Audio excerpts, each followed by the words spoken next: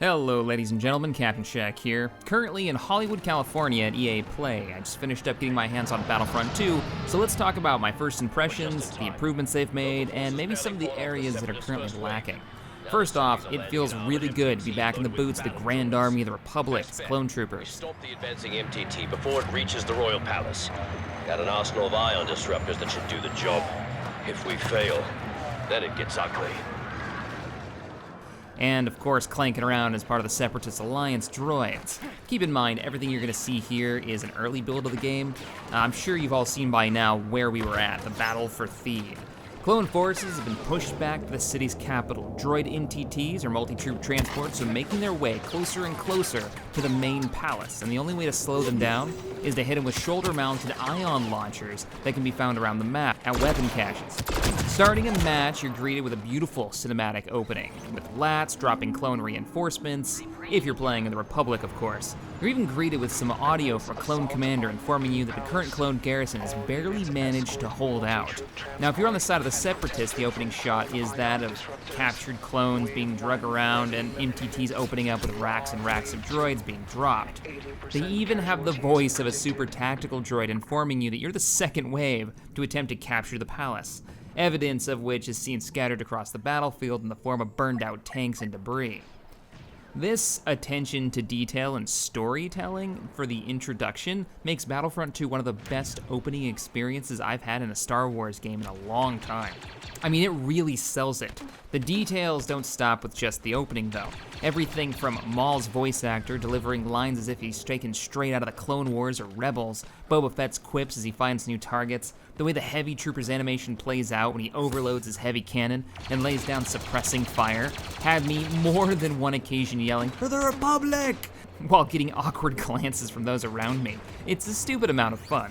So how does it actually play though? EA Battlefield 1 was a beautiful title, but it was shallow and lacked the staying power and interesting mechanics to play. Now, I've only gotten a handful of hours logged into Battlefront 2, but from what I've played, the class system and the way they handle vehicles and heroes, it just goes a long way to making the experience far more enjoyable. Classes are broken down into Assault, Heavy, Officer, and Specialist. Each has very different playstyles. And through the star card system, you can actually customize them to a degree. On the battlefield of Theed, I had a handful of options for swapping out primary weapons and some of the cards, but didn't have a lot of options to mess around with. Abilities have a wide range, everything from putting up a shield in front of your heavy trooper while he mows down targets, to giving an area effect command to troopers around you as an officer that buffs their health. The game really seems to shine when players start working together. At different points in my playthrough, I found pushing forward while using a heavy for cover when he had his shield deployed, or having an officer kick off his buffs at the perfect time for us to make a push through kill zones, like doorways, just really worked out and was very rewarding. Even in smaller combat engagements, having an officer who times his buff ability well. Angry Joe managed to do this quite a few times while I ran Assault. He was sitting next to me during the event. It allowed me to survive engagements I just wouldn't have been able to if he wasn't there backing me up.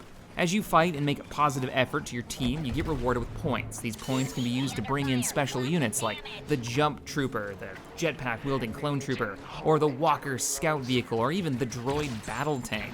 The Naboo Star Fighter, V-Wings, Vulture Droids are all in the mix, each having their own star cards and customization options. It'll be interesting to see how much customization we get with these unique vehicles per map. Same goes for hero characters. The most expensive thing you could spawn in was characters like Darth Maul, who was particularly fun running around spinning and slashing and just murdering everything, as well as Han Solo's pistol focus abilities, Boba Fett's amazing jetpack and rocket abilities. No word yet on if we'll see more than 4 heroes in a match at one time. When I chatted with the devs, they said they're still figuring out what's fun and what's balanced. I personally found flying a ton of fun. Maybe not incredibly effective on the battle for Naboo. I never felt like I wasn't allowed to spawn in a vehicle because somebody else had gotten to them first. Something that was a constant headache in the original game. I did find myself waiting at the spawn menu a few times for a hero to be unlocked. You can only have one of each hero on a battlefield at a time, so only one Boba Fett or only one Darth Maul. Heroes are much less the end-all be-all killing machines they were in the past title. They can be taken down by a skilled player or a group of okay players hell-bent on putting Maul down. At one point, I was able to kill him all with a well-placed trap or an explosive that was placed in a doorway that he just didn't see. I'm actually really happy with the changes they've made to heroes. They feel good and they feel much more balanced and enjoyable. So the big question people are probably asking, Conquest mode? At this point, I was told it's not really something that they've dived into. They did mention that if it's done, it needs to be done right and at a level that really makes the gameplay mechanics sing. So don't expect that on release. Squad mechanics is another question that I had. And yes, they're sorta kind of in there. It's still in the works. In the version that we played, after you die, you're dropped into an ad hoc random group of reinforcements that all spawn together. Sticking near these members on your team will generate points, so that you're incentivized to stick together with this random team. When I pressed the devs on whether or not we'd see a proper grouping mechanic, I was told yes. Having something like a party will let you see your friends' locations on the map, and that means you're gonna probably wanna stick with them. But no, we won't see a spawn mechanic where you can like spawn on your friends, something like Battlefield.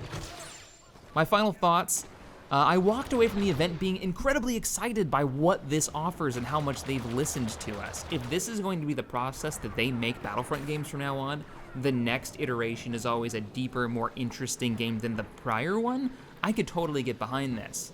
So far we've seen we have a campaign coming. We're going to be able to host some type of servers for our own community events we can invite people to. We've seen a lot of work on the class system now that there is one. There's a lot more gameplay mechanics there to have fun with. So yeah, I'm very excited for it, and I can't wait to get my hands on more of it, and I can bring it to you guys. If you guys have questions, let me know in the comments below. I would be happy to answer them. If you enjoyed this video, hit that thumbs up button, subscribe to the channel for more sci-fi gaming goodness, and as always, thanks for watching, and I'll see you next time.